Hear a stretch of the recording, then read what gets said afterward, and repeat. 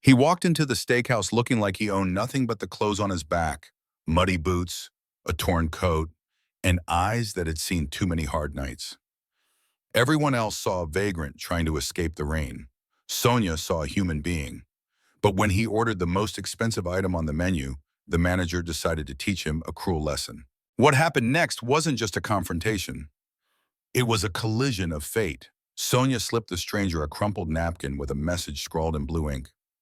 She thought she was saving him. She had no idea that the man holding that note could buy the entire city block and that her simple act of kindness was about to detonate a secret she had buried for years.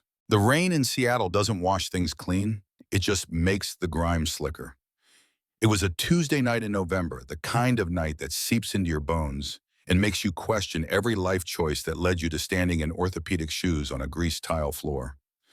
Sonia Bennett adjusted her apron, wincing as the knot dug into her lower back. She was 32, but under the harsh fluorescent lights of Sullivan's Prime and Chop, she felt 50. Sullivan's used to be the premier spot in the chaotic heart of Pioneer Square, a place where tech giants from Amazon and desperate startup founders came to blow their venture capital on dry-aged ribeyes. Now it was a relic. The velvet booth seats were peeling. The brass railings were tarnished, and the management had taken a nosedive straight into the gutter. Table 4 needs refill. Sonia, stop daydreaming or I'll dock your tips again. The voice grated against her ears like sandpaper. Ricky wasn't just a bad manager. He was a petty tyrant with a cheap suit and a complex about his height. He had taken over Sullivan 6 months ago after the original owner, Old Man Sullivan, passed away and left the place to a corporate holding company that clearly didn't care. Ricky treated the staff like indentured servants and the customers like inconveniences. I'm on it, Ricky, Sonia said, keeping her voice level. She couldn't afford to lose this job.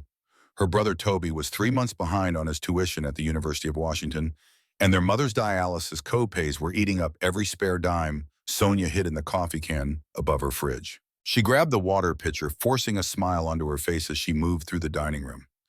It was mostly empty tonight, a couple of tourists arguing over a map, a regular named Mr. Henderson nursing a scotch, and the persistent drumming of rain against the plate glass windows.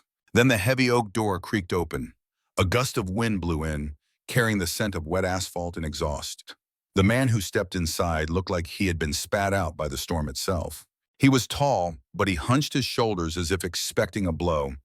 He wore a heavy canvas field jacket that was frayed at the cuffs and stained dark with water. A gray beanie was pulled low over his forehead, and a thick, unkempt beard obscured most of his face. He stood on the welcome mat, dripping, looking around the restaurant with eyes that were startlingly sharp, piercing icy blue that contrasted with his rugged appearance. Sonia paused near the service station. She saw the way the hostess, a college girl named Jenny, recoiled slightly. Jenny looked toward the back office, praying Ricky wouldn't come out. But Ricky had a sixth sense for misery. He emerged from the kitchen, wiping his hands on a towel, and spotted the man immediately.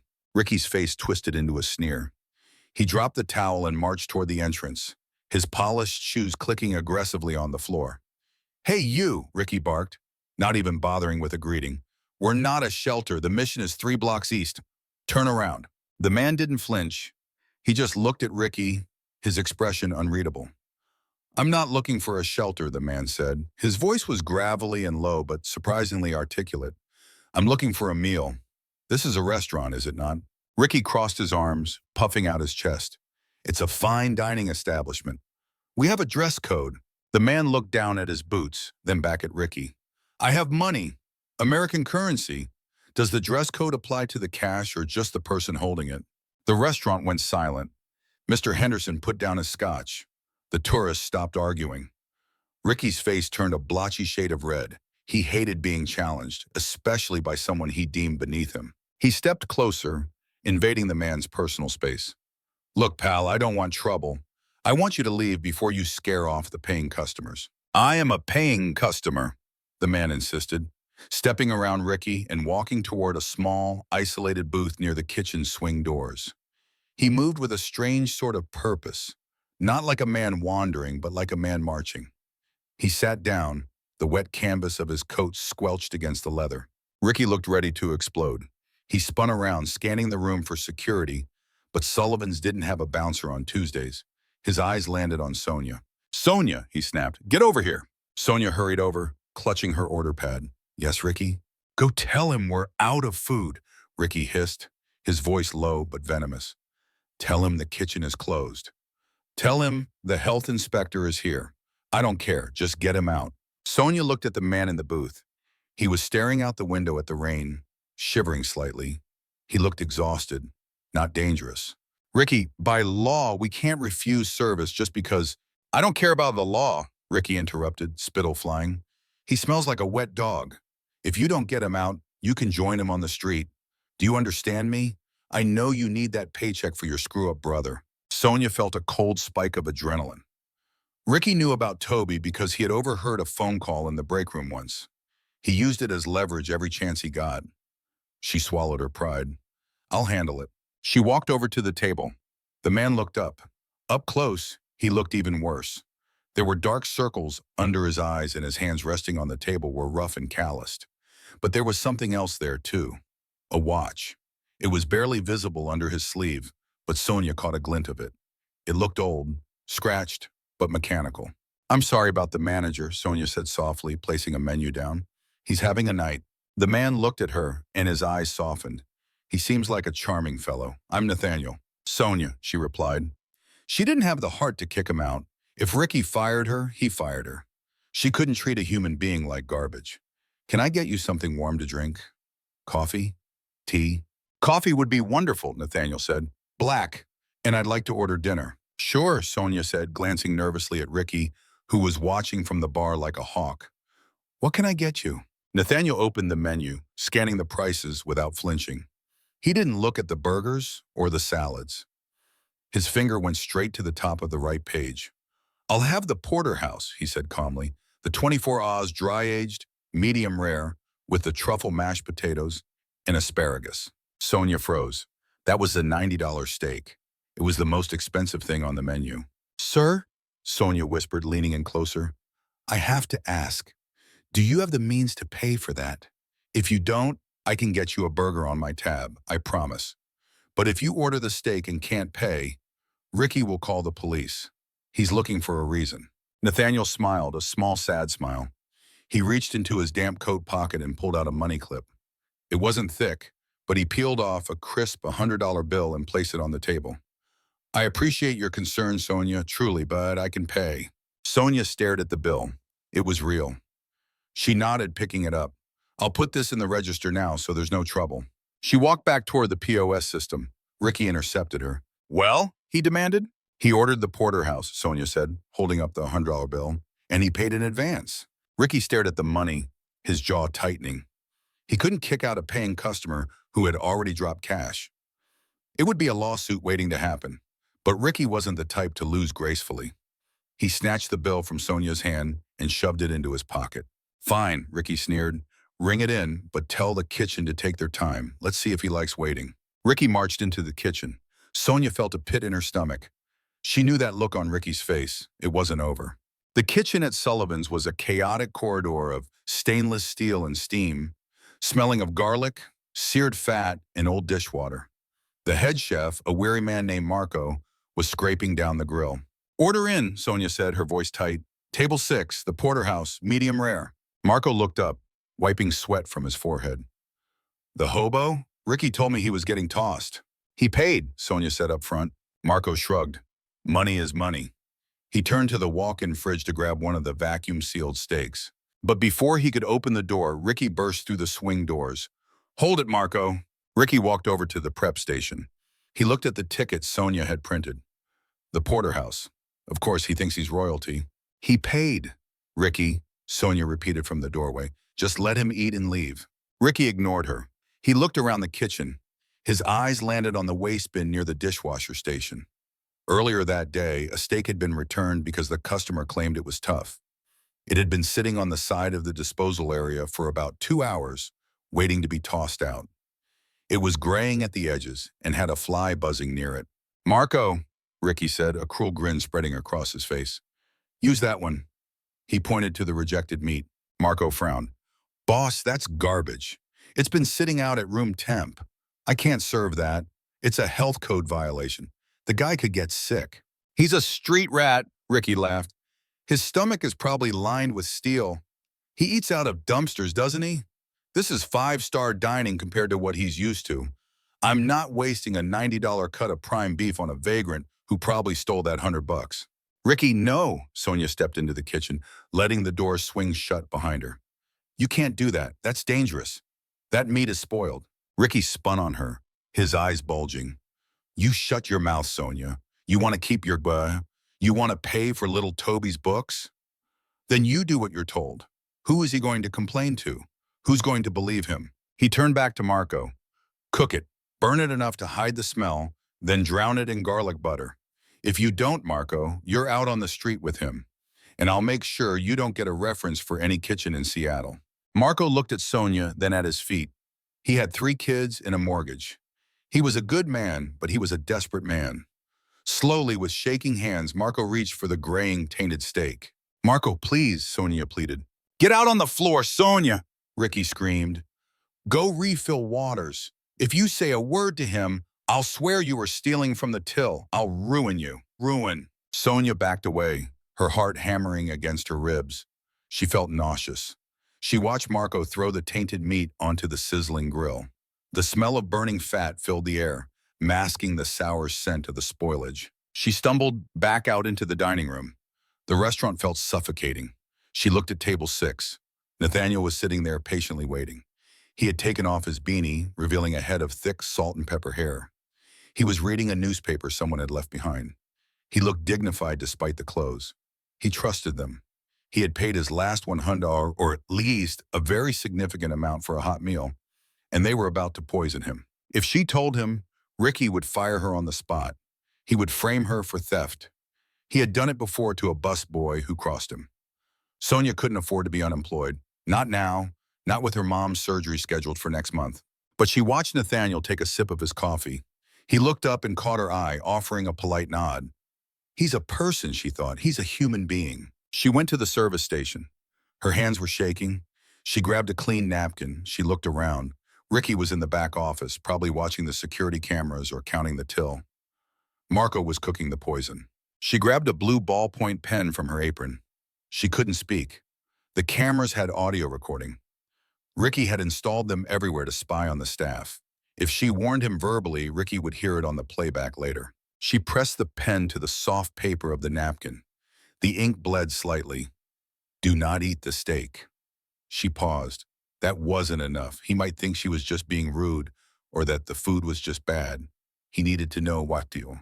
The manager made the chef use meat from the garbage because of how you look. It will make you sick. Please trust me. She hesitated. What now? If he stormed out, Ricky would know she tipped him off. Pretend to cut it. Don't take a bite. Meet me at the back alley in 10 minutes. I'll bring you a burger from the diner next door. I'm sorry. She crumpled the napkin into a tight ball and concealed it in her palm. Order up! Ricky's voice boomed from the kitchen window. He had come back to supervise the plating. Sonia walked to the window. The plate looked beautiful. Marco was a professional.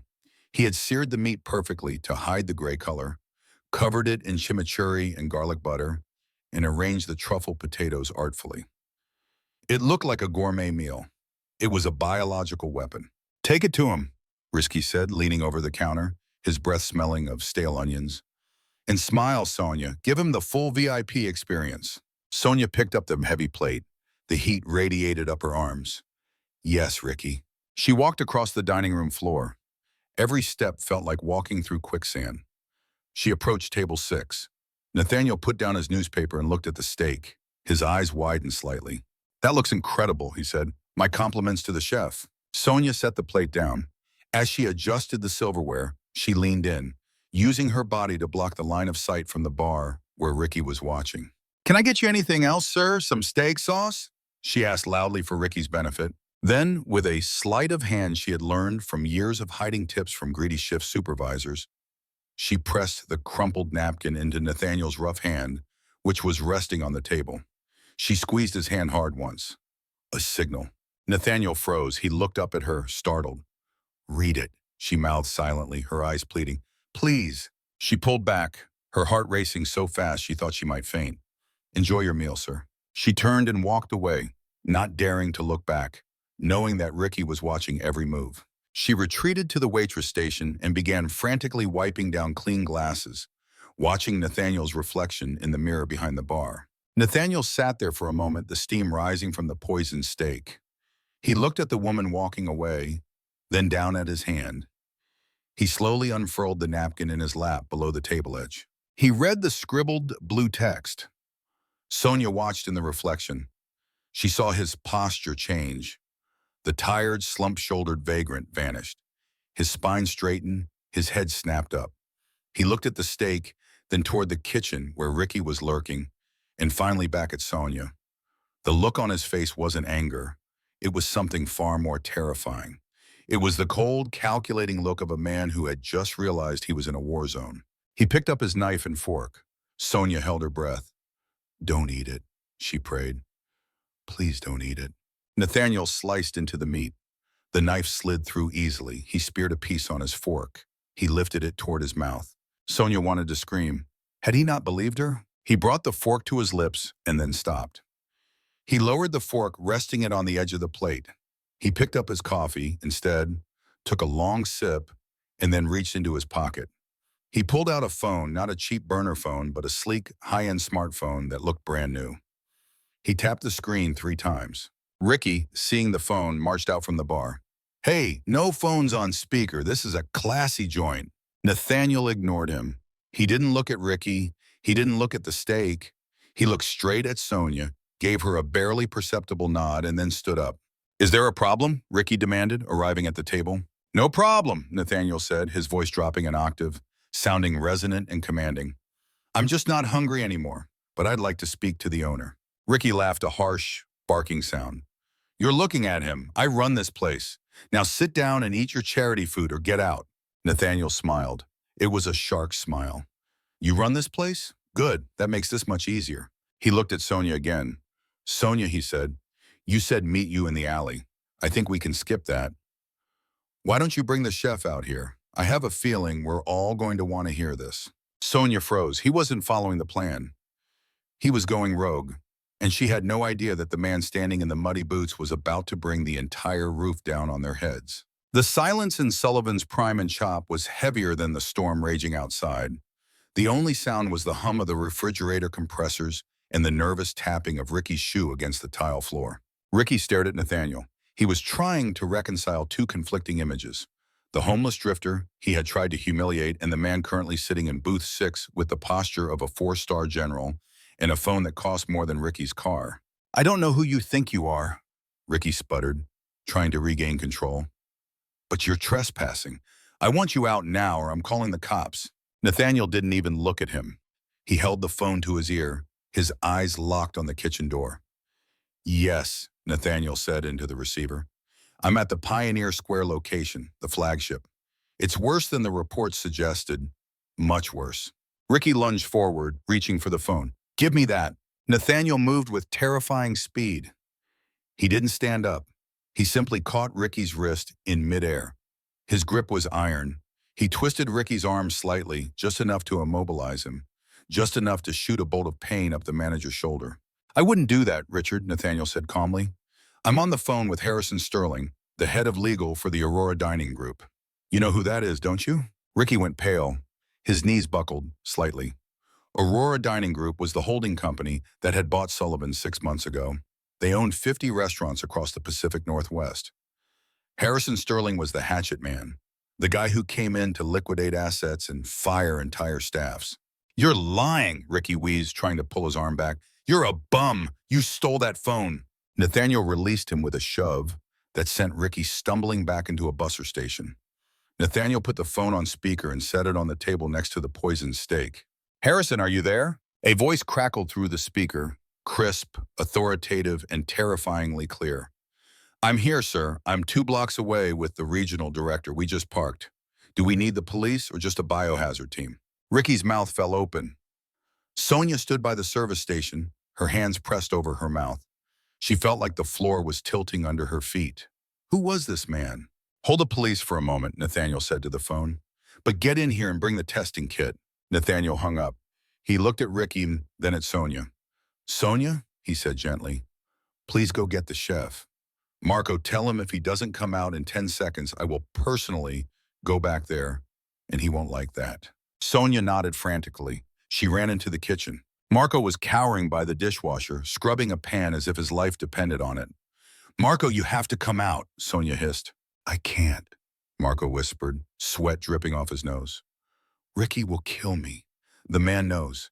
He knows everything. He's someone important. He's calling people. If you don't come out, you're going to go to jail. Marco looked at the grill, then at the door. He wiped his hands on his dirty apron and followed Sonia out, walking like a man marching to the gallows. When they returned to the dining room, the atmosphere had shifted from tense to suffocating. Ricky was pacing, sweating profusely. Nathaniel was still sitting, staring at the steak. So, Nathaniel said, looking at Marco, you're the chef. Yes, sir, Marco stammered. Did you cook this? Nathaniel pointed a calloused finger at the porterhouse. Marco looked at Ricky. Ricky's eyes were wide, signaling him to shut up. I asked you a question, Nathaniel barked. The volume was sudden, making everyone jump. Did you cook this? Yes, Marco whispered. And where did the meat come from? It's prime beef, sir, Ricky interjected, his voice high and pitchy. Top shelf, dry-aged for 28 days. Nathaniel picked up the steak knife. He didn't cut the meat. He poked the center of it. It smells like sulfur and rot masked by garlic. A clever trick, one used by dishonest butchers in the 1920s. My grandfather used to tell me about it. He looked at Marco. If I take a sample of this meat to a lab, what will I find, Marco? Will I find E. coli? Salmonella? Will I find that this meat was pulled from the waste bin? Marco broke. He covered his face with his hands. I didn't want to. He made me. He said he'd fire me. I have 3 kids. You shut up, Ricky screamed, lunging at Marco. You liar! You're trying to frame me. Sit down, Richard. Nathaniel stood up. He rose to his full height, 6'3", of imposing raw anger.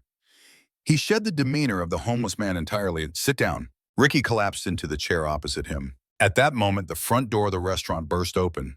2 men walked in. They were dressed in charcoal suits that cost more than Sonia made in a year. They didn't look at the decor. They looked at the threats. The first man was older, silver-haired, carrying a leather briefcase. This was Harrison Sterling. The second was younger, holding a bulky silver case that looked like medical equipment. Sir, Harrison said, nodding to Nathaniel. He didn't look at the dirty coat or the mud on Nathaniel's boots.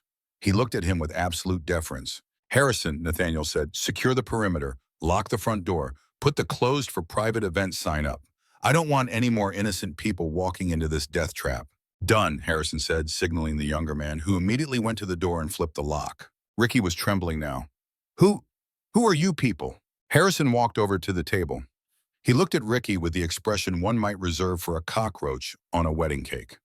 I am Harrison Sterling, general counsel for Aurora Dining, and this, he gestured to the man in the dirty coat, is Nathaniel Blackwood.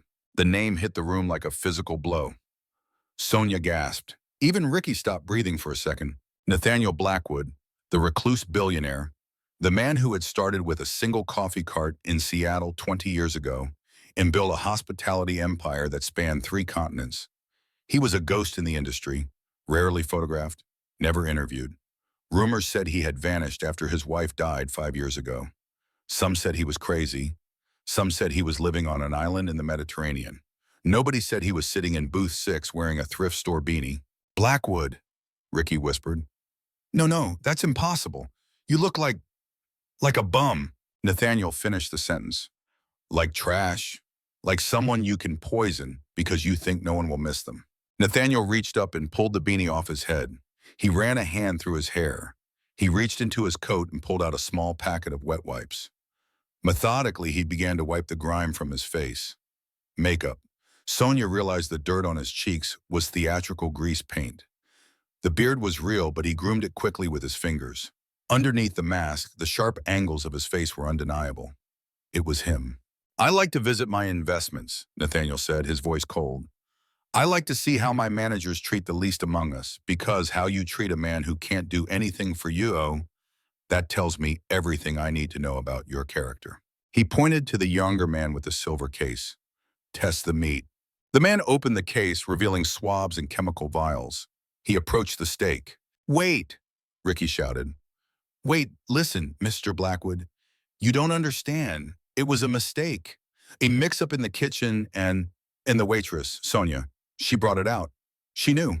She conspired with the chef. I tried to stop them. Sonia felt the blood drain from her face.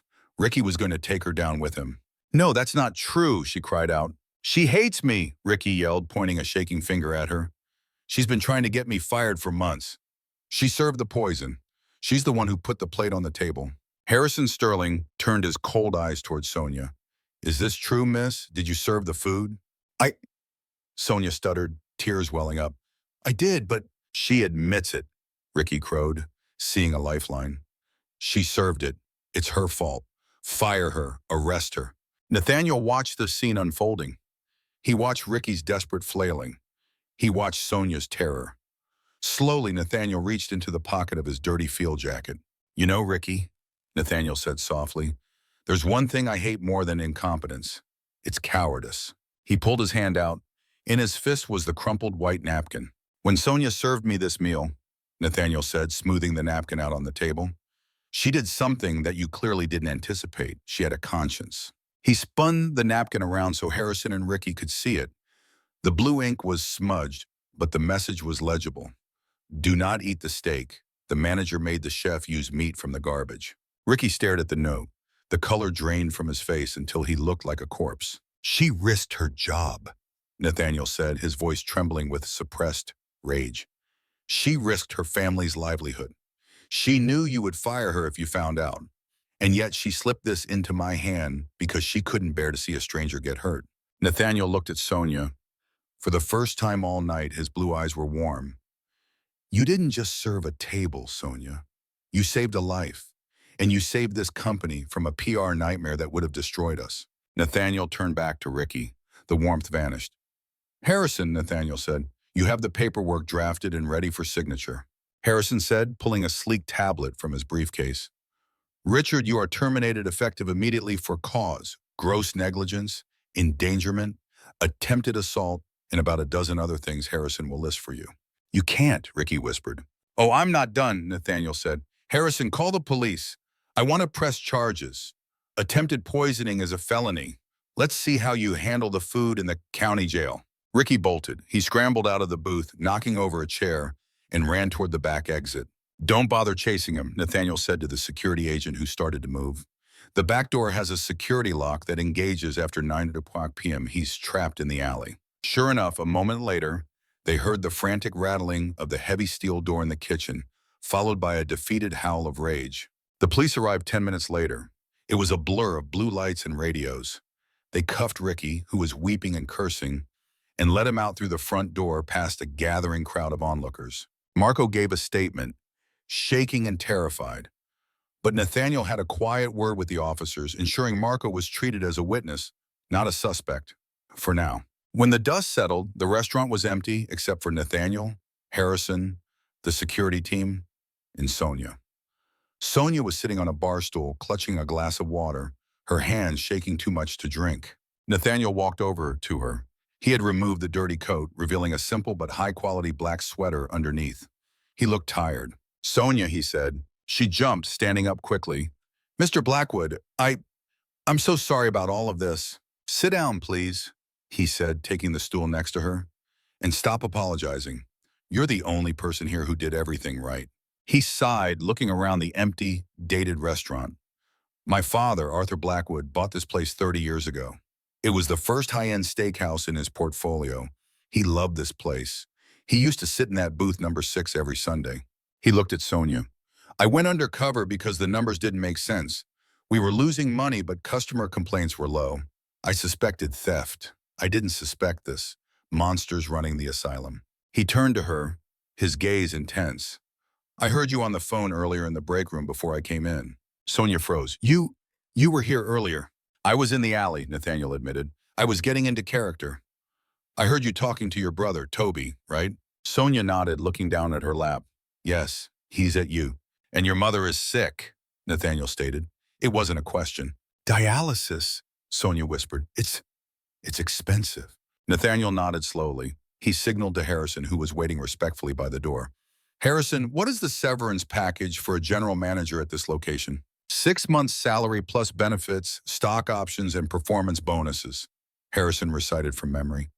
Roughly 80,000. And since Ricky was terminated for cause, he forfeits that, correct? Every penny, sir. Good, Nathaniel said. He turned back to Sonia. Sonia, how long have you been a waitress? 10 years, she said. Do you like it? I'm good at it, she said honestly. I like taking care of people. I like making their night better. But it's hard. It is, Nathaniel agreed. And you have a talent for it. You have integrity. That is something I cannot buy. I can buy buildings. I can buy beef. I can buy marketing. I cannot buy a soul that chooses to do the right thing when it costs them everything. He took a pen from his pocket, a Mont Blanc fountain pen, and wrote something on the back of the crumpled napkin that had started it all. I'm promoting you, Nathaniel said. Sonia blinked. To shift lead? Nathaniel chuckled. It was a dry, rusty sound. No, I'm firing the entire management team of this district. I need someone who understands what it's like on the ground. I'm making you the general manager of Sullivan's, effective immediately. Sonia's jaw dropped. Mr. Blackwood, I can't run a restaurant. I don't have a degree. I don't know the math. We can teach you the math, Nathaniel said firmly. Harrison can get you a tutor for the spreadsheets, but you can't teach someone to care. You have the instinct. You knew that man was dangerous, and you knew I was human. That's management. He slid the napkin toward her. And regarding the savings we just made from Ricky's forfeited severance package, Nathaniel continued, I'm setting up a scholarship fund in Ricky's name. Well, not his name. Let's call it the Blue Napkin Grant. It will cover your brother's tuition for the remainder of his degree. And the company insurance plan for GMs covers 100% of dependent medical care. That includes your mother. Sonia stared at him. The room went blurry as tears finally spilled over. She tried to speak, but only a sob came out. Why? She managed to choke out. Why would you do that? Nathaniel stood up, putting his beanie back on, though now he just looked like an eccentric billionaire rather than a vagrant. Because Sonia, he said, looking at the door where the rain had finally stopped, tonight I was hungry, cold, and alone, and you were the only one who offered me a burger from your own tab. You didn't see a billionaire, you saw a neighbor. He turned to Harrison. Give her the keys, Harrison, and close the place for a week. Renovate the kitchen. I want the smell of that meat gone forever. Nathaniel Blackwood walked toward the door. He paused at the threshold. Oh, and Sonia. Yes, sir, she wiped her eyes. That burger from the diner next door. I'm actually starving. If you're the manager now, feel free to order in. With a wink, he stepped out into the Seattle night, leaving Sonia standing in the center of a life that had completely changed in the span of an hour. The week that followed was less like a fairy tale promotion and more like a combat drop into hostile territory. Sullivan's Prime and Chop was closed to the public, the windows covered in brown paper, but inside it was a 24-hour construction zone of drywall dust, shouting contractors, and the relentless, terrifying presence of Harrison Sterling. Sonia traded her apron for a blazer she bought at Goodwill that she hoped looked executive. She moved into Ricky's office, a cramped room in the back that still smelled faintly of desperation and cheap cologne, despite her using an entire can of air freshener. Harrison Sterling didn't believe in coddling. He sat across from her at the small metal desk, stacks of ledgers between them. Look at this P&L statement from October, Sonia, Harrison said, his voice devoid of emotion. Tell me what you see. Sonia stared at the spreadsheet. The numbers swam before her eyes. She knew how to balance a till at the end of a shift, how to tip out bussers, how to calculate tax in her head. But this was alien hieroglyphics. I see we spend a lot on linen service, she ventured, pointing to a large red number. Harrison sighed. It was a small sound, but it felt like a whip crack. Sonia, if you cannot read the vitals of this business, you will kill the patient. Ricky wasn't just evil, he was skimming. He was hiding losses in the vendor accounts. You need to find them. Sonia felt the familiar sting of tears, the same ones she fought back when Toby called, saying he needed another textbook they couldn't afford. Mr. Sterling, I told Mr. Blackwood I'm a waitress. I don't know how to do this. Mr. Blackwood bet $80,000 in the reputation of his flagship restaurant that you can learn, Harrison said coldly. Do not prove him wrong. He rarely makes mistakes in judgment. It would embarrass him. The threat of embarrassing the man who had saved her family was enough to steel her spine. Sonia wiped her eyes. Show me again, from the beginning. While she battled the spreadsheets upstairs, the downstairs was a minefield of personnel issues. The staff was in shock. Jenny, the hostess who had recoiled from Nathaniel, was now terrified of Sonia, jumping whenever Sonia entered the room. Then there was Marco. On day 3 of the closure, during a walkthrough of the gleaming new stainless steel kitchen, Sonia found Marco standing by the new convection ovens. He wasn't working, he was just staring at his reflection in the metal. "Marco," Sonia said. He flinched violently. "General manager, Sonia, ma'am." He didn't know what to call her. His eyes were red-rimmed. He hadn't slept. "We need to talk about Tuesday night," she said. Marco looked at the floor. "I know, I'm fired. I get it. Just please, if you could talk to the police for me. Ricky said he'd ruin me, but I only did it because you were afraid," Sonia finished for him. "I know. I was afraid too." She looked around the kitchen. "Ricky was a disease in this place. He made us all sick. He made us compromise things we shouldn't have. But Marco, you still put that meat on the grill." Marco nodded miserably. "I know. I can't fire you," Sonia said, "because I need a chef who knows this menu, and we reopen in 4 days. And honestly, I don't want to ruin your family." Marco looked up, hope warring with disbelief in his eyes. But Sonia continued, her voice firmer than she knew it could be. "You are on the tightest probation in culinary history. Every steak that leaves this kitchen, I want you to imagine Nathaniel Blackwood is eating it. If I see one corner cut, one safety protocol ignored, you are gone, and I will let Harrison Sterling handle the exit interview. Do you understand?" Marco stood up straight. "Yes, chef. Yes, Sonia, you have my word." Saving Marco felt good. It felt like the kind of manager she wanted to be. But the ghost of Ricky wasn't exorcised so easily. On the final day before reopening, Sonia was cleaning out the bottom drawer of Ricky's old filing cabinet, a rusted thing hidden behind stacks of old menus. In the very back, taped beneath the drawer itself, she found a manila envelope. Inside wasn't restaurant business. It was a collection of betting slips, Greyhound racing down in Oregon, underground poker games in the International District. The numbers were staggering. Ricky was in the hole for over $50,000 to people whose names sounded like threats. S. the Hammer, Mr. Wu. And then she found the letters. They weren't addressed to Ricky. They were older, on yellowed paper with the letterhead of the Pioneer Square Historical Preservation Trust. They were addressed to Arthur Blackwood, dated 30 years ago. Sonia began to read. The letters detailed the purchase of the building by Arthur. They spoke of the deep history of the site, how it sat atop the original underground city burned down in the Great Fire of 1889. Arthur hadn't just bought a restaurant, he had bought a piece of Seattle's soul. One letter mentioned a specific clause in the deed. The integrity of the original foundation, stones in the cellar, must be maintained at all costs as agreed upon with the trust. This site is a cornerstone of the district's legacy. Sonia realized why Nathaniel had been so viscerally angry. Ricky trashing the restaurant wasn't just bad business. It was desecrating a family shrine.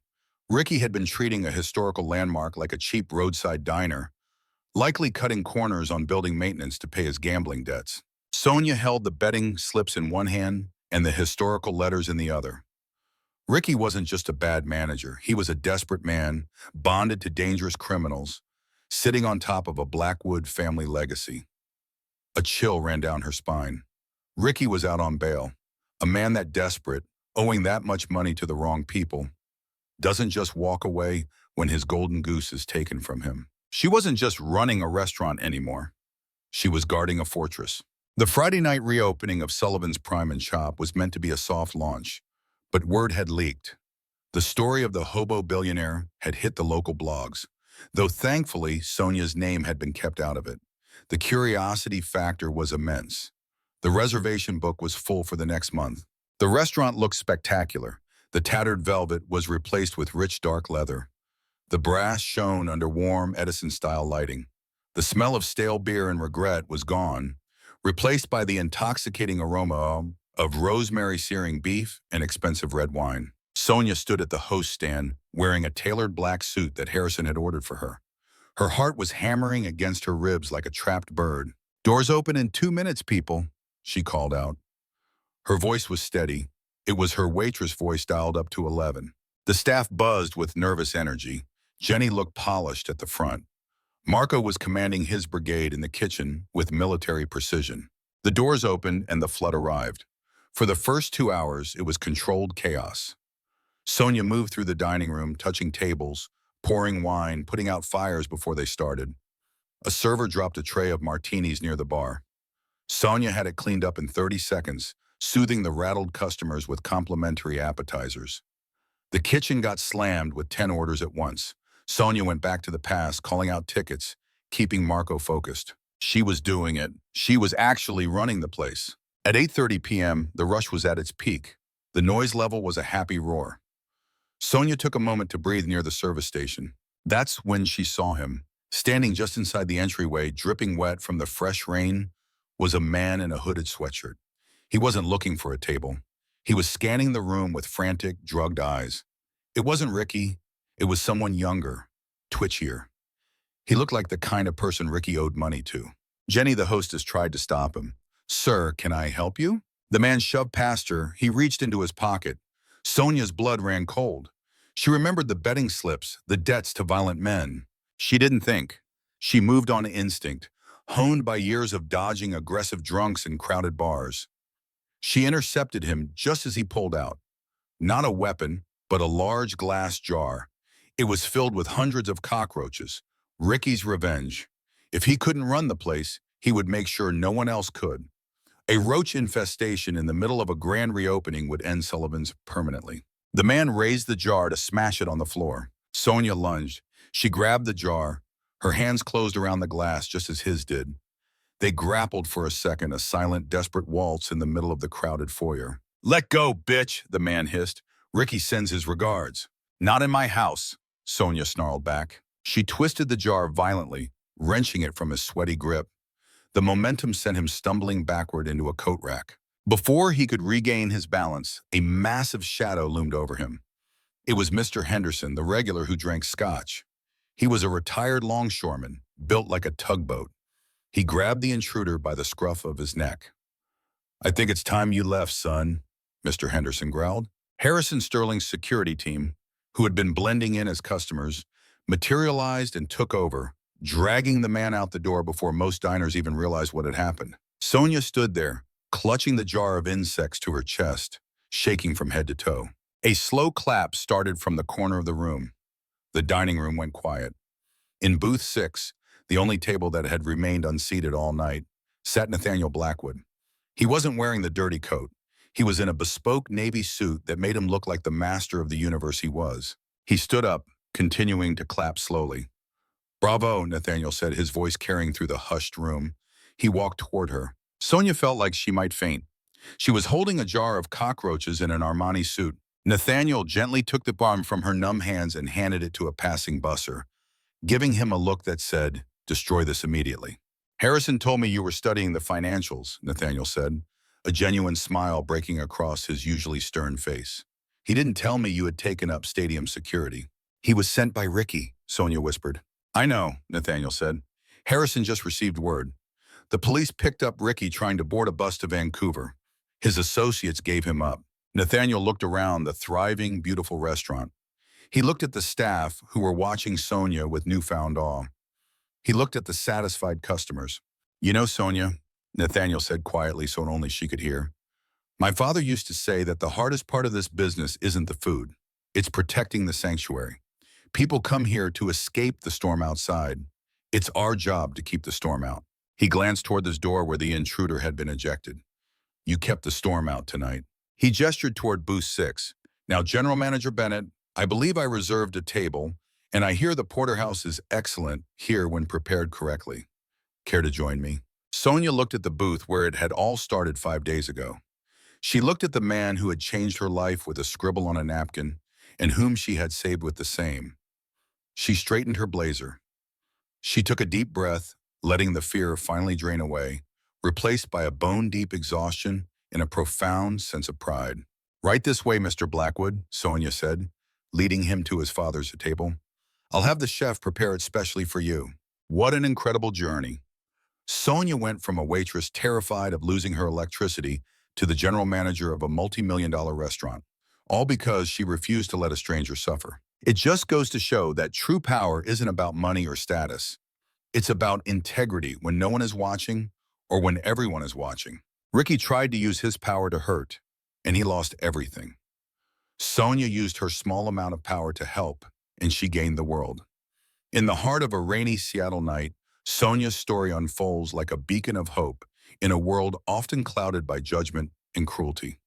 What began as a simple act of kindness, slipping a note to a stranger who appeared down on his luck, revealed a profound life lesson.